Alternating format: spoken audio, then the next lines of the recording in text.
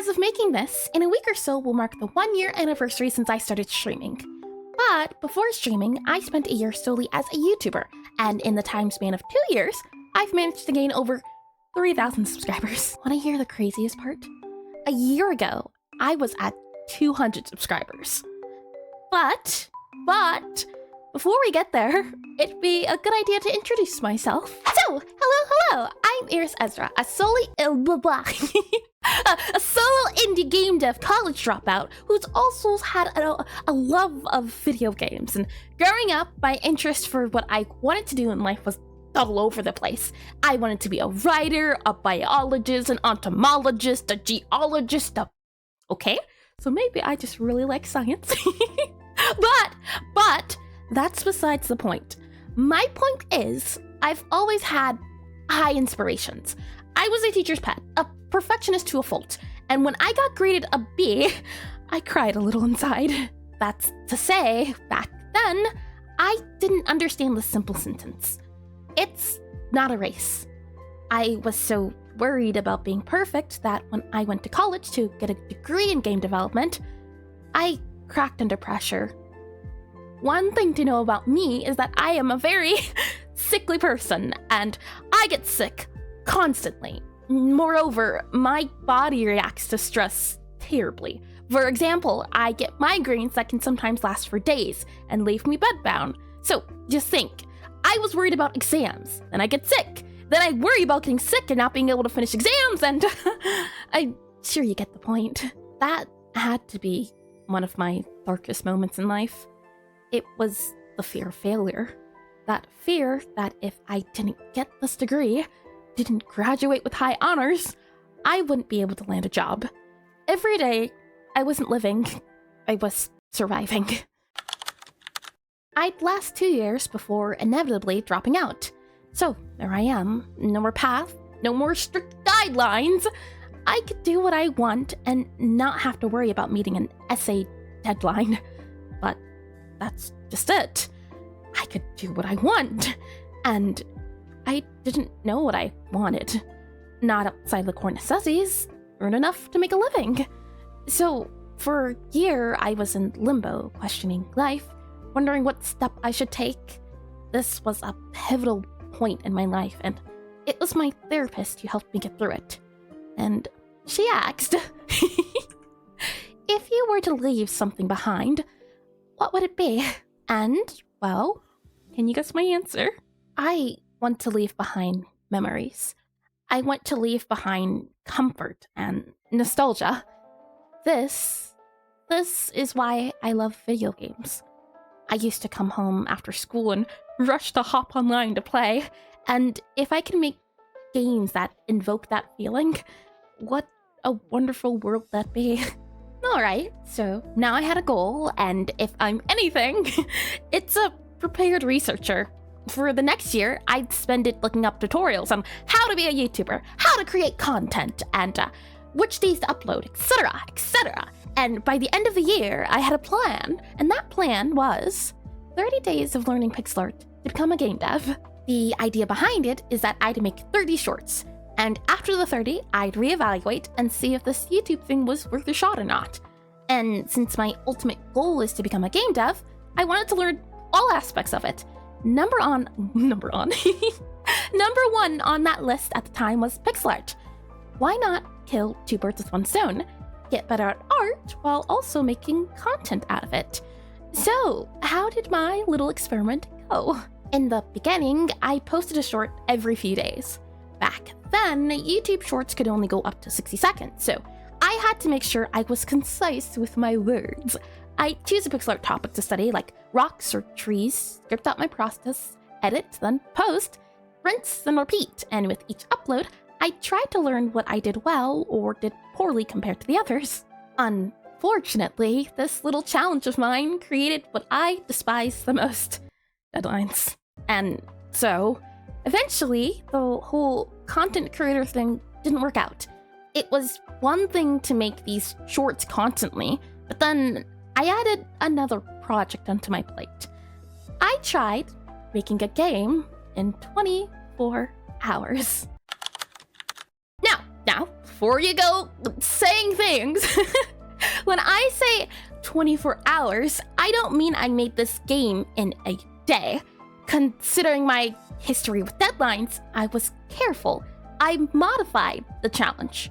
Anytime I worked on the game, I used a stopwatch, so I could chop up that 24 hours however I wanted. An hour or two here, a few there, and it was honestly a lot of fun. I'd even consider doing it again. So, alright. If making a game with the deadline wasn't the issue, what was? And here we arrive at the water that broke the camel's back. Or, well, at least mine. Editing.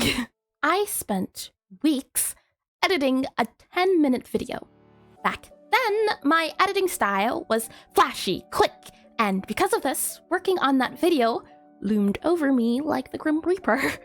I loathed every time I sat down at my computer to edit, and eventually, I had enough. I took a hiatus, and in those few months, I stopped creating. I missed it, and I'd last from June all the way to December, and come back. And what got me to come back was starting fresh, changing the way I approached my channel. I was tired of burning out. I was tired of changing. I was tired of chasing that finish line. So I set a new goal for myself. Finish that devlog by the end of the year. Only then could I move on and start something new. In the moment, it hurt to delete that draft I spent weeks, months working on, but it was the right thing to do. With the draft deleted, I made a new plan. The original way I edited the video was from start to finish. This new method, though, I separated the video into parts and only worked on one part per few days. Breaking it up into this mini project helped me not get overwhelmed, and within 2 weeks, the video was out. Can you imagine the relief I felt? That weight that was lifted off of my shoulders. And from that day forward, I promised myself, no more burnout. Right here, right now, I'm taking the scenic route. I set out a goal of creating more and editing less, and now instead of a short every few days, it became once a week, even sometimes every other week. It felt like I had my life back. The months continued until I reached a milestone of 200 subscribers in July. I wanted to do something big for a milestone, but I couldn't decide on what. And I can't exactly recall what I was doing at the moment, but suddenly the idea would dawn on me. What if I started streaming? It'd be the best of both worlds. I'd get to interact with people, it didn't involve editing or scripting, and I'd get to create stuff. A win-win, really. But going from making videos to streaming is a large leap, and I'd need at least a month to plan things out, and when you think about it, I started streaming within a week.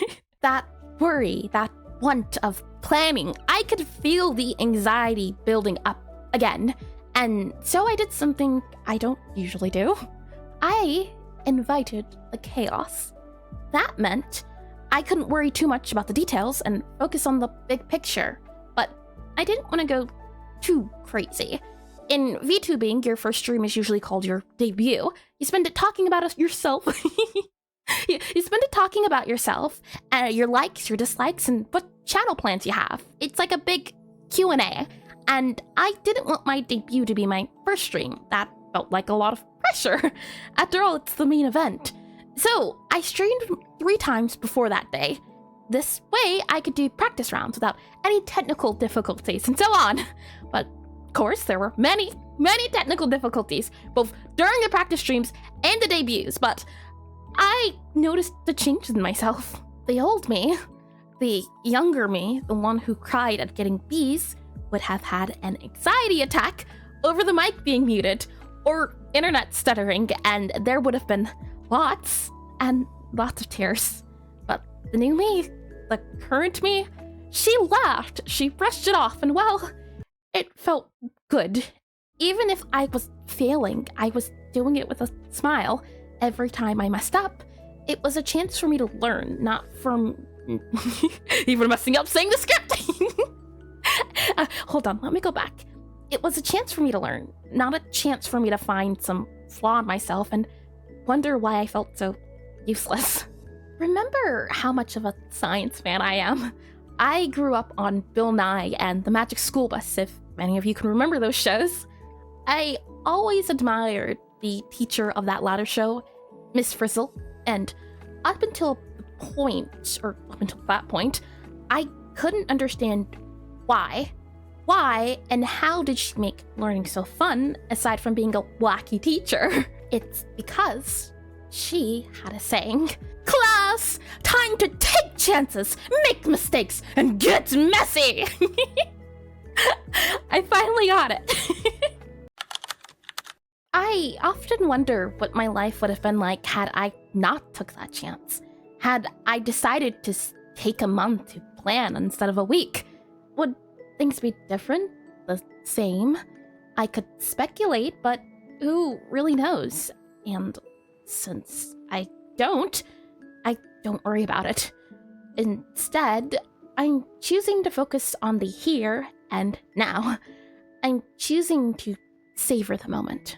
Now, that rash decision of mine, it ended up paying off as I went from 200 subscribers to over 3,000 in just a year. It seems like streaming was where I meant to be. I enjoy it, I have fun with it, and it shows. With videos, it felt like talking to a wall, but when I stream, there's like just something so fun about it. Even when no one was watching me, it felt like I got to play pretend, put on a show. Now that I stream regularly 3 times out of the week for 4 hours each, I stopped my 30-day shorts. Most of my shorts now are easy to produce stream clips or edited VODs of streams for videos. However, since you're watching this video, you know it's not all stream clips. So, what gives? Ideally, I'd love to start up scripting videos again, but since streaming, my schedule's been really packed. Content creation-wise, I'm split a little all over the place with time allocation.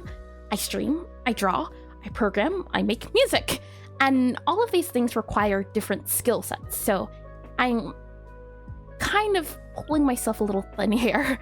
However, I don't feel stressed. Even if I have a lot to do on my list, and even if I can't get everything done, I'm still super excited for the future.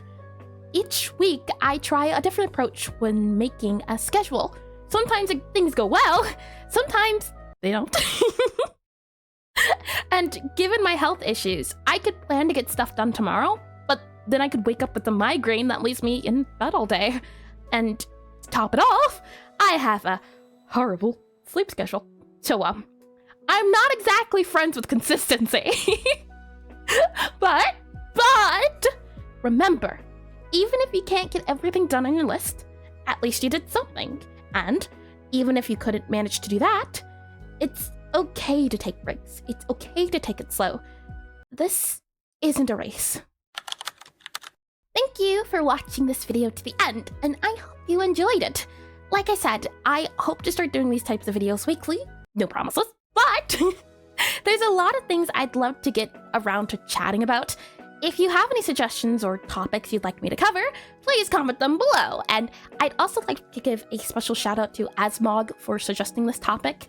It took me a while to get around to it, but I hope it was worth the wait. I hope you have a good morning, afternoon, evening, or good night, and please remember to drink water and be kind to yourself.